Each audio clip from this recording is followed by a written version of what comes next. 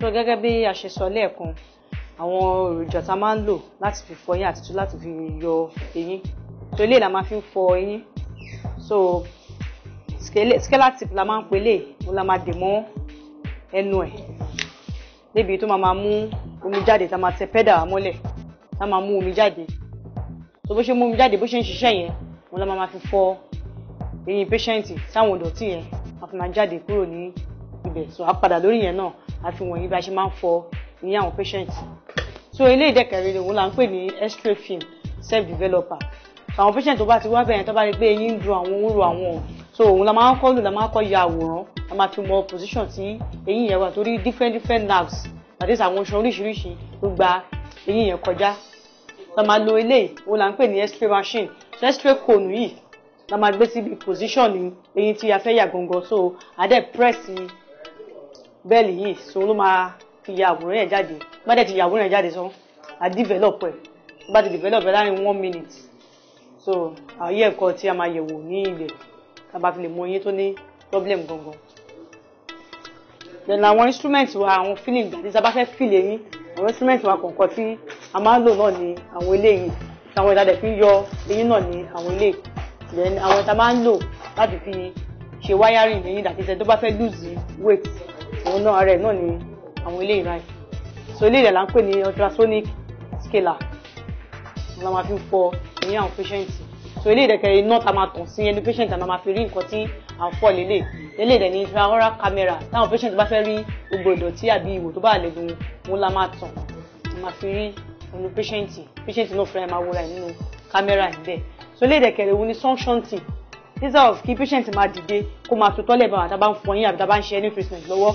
So gbàlú bó ṣe wà yìí, assistant mi, a máa bá fi sọ́ọ̀kì ìtọ́ ibẹ̀ jáde, ìjà ká máa stress the patient láti máa dìde, láti máa lọ, láti máa bọ̀ bẹ́ẹ̀.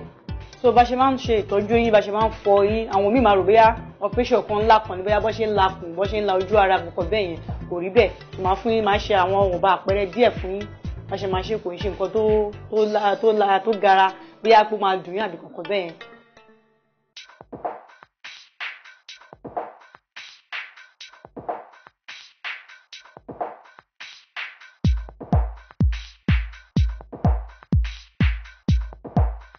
So gẹ́gẹ́ bí a ṣe sọ lẹ́ẹ̀kan, àwọn èròjà tá a máa ń lò láti fi fọ eyín àti láti fi yọ eyín.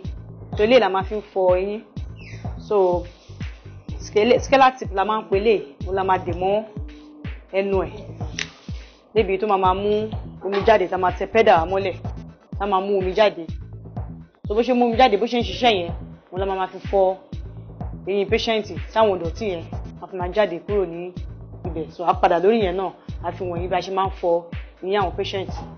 So eléyìí dẹ̀kẹ̀rẹ̀ òun là ń pè ní X-ray film self developer. So àwọn patient tó bá ti wá bẹ̀yẹn tó bá rí pé eyín ń dùn àwọn, ń ro àwọn, so òun la máa ń kọ́ lò, la máa ń kọ́ ya àwòrán, la máa fi mọ position tí eyín yẹn wà, torí different nerves, that is àwọn iṣan oríṣiríṣi ló gba eyín yẹn kọjá. So a máa lo eléyìí, òun là ń pè ní X-ray machine. So X-ray cone yìí la máa gbé síbi position ní eyín tí a fẹ́ yà gangan. So a dẹ̀ press bẹ́ẹ̀lì yìí, so ló máa fi ya àwòrán yẹn jáde. Bá dẹ̀ ti ya àwòrán yẹn jáde sán, a develop ẹ̀. Bá ti develop ẹ̀ láàrin 1 minute. So àyè ẹ̀kọ́ tí a máa yẹ̀wò ní ilẹ̀, ká bá fi lè mọ eyín tó ní problem gangan.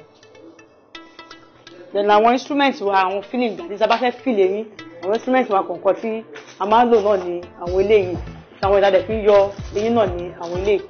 Then àwọn tá a máa ń lò láti fi ṣe wiring eyín, that is tó bá fẹ́ lose weight, òun náà rẹ̀ náà ni àwọn eléyìí ráì. So eléyìí rẹ̀ là ń pè ní ultrasonic scaler. La máa fi fọ eyín àwọn patient. So eléyìí dẹ̀kẹ̀ iná tá a máa tàn sí ẹnu patient, àná máa fi rí nǹkan tí à ń fọ lélẹ̀. Eléyìí dẹ̀ ní intraoral camera. Táwọn patient bá fẹ́ rí gbogbo ìdọ̀tí àbí ìwò tó bá lè dùn, òun la máa tàn. A máa fi rí ẹnu patient. Patient náà fúnra ẹ̀ máa wọra ẹ̀ nínú camera ẹ̀ bẹ́ẹ̀. So eléyìí dẹ̀kẹ̀ òun ní suction tip. Instead of kí patient máa dìde kó máa tutọ́ lẹ̀ bá bá ń fọ eyín àbí tá bá ń ṣe any treatment lọ́wọ́. So gbàlú bó ṣe wà yìí, assistant mi, a máa bá fi sọ́ọ̀kì ìtọ́ ibẹ̀ jáde, ìjà ká máa stress the patient láti máa dìde, láti máa lọ, láti máa bọ̀ bẹ́ẹ̀. So bá ṣe máa ń ṣe ìtọ́jú eyín, bá ṣe máa ń fọ eyín, àwọn míì máa rò bóyá operation kan ńlá kan ní, bóyá bó ṣe ń la kùn, bó ṣe ń la ojú ara kankan bẹ́ẹ̀ yẹn, kò rí bẹ́ẹ̀. So máa fún yín, máa ṣe àwọn òǹbà àpẹẹrẹ díẹ̀ fún yín, bá ṣe máa ṣe kò ń ṣe nǹkan tó gara bóyá pé máa dùn yín àbí kankan bẹ́ẹ̀ yẹn